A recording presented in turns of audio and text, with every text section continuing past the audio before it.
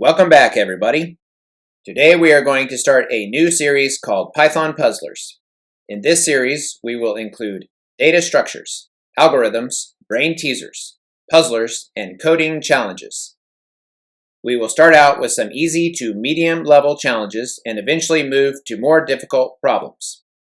We will consider Big O, time, and space later when the puzzlers get more challenging.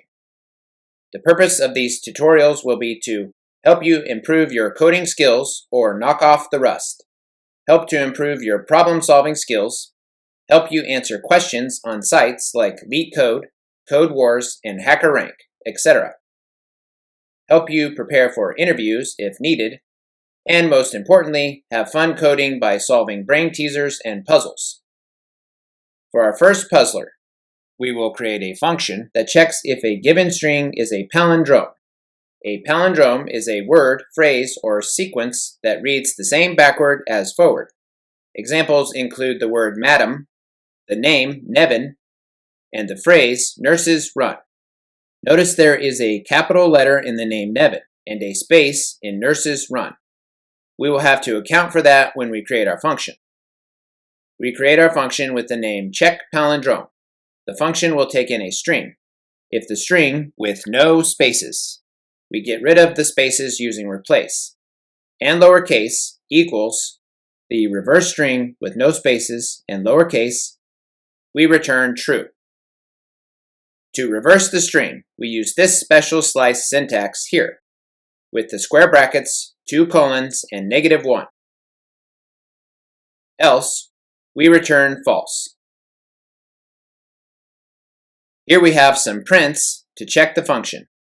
We can see that the tests pass with our examples. Nurses run, Nevin, and madam are all palindromes and return true. ABC and great are not palindromes and return false. This function is basically the same.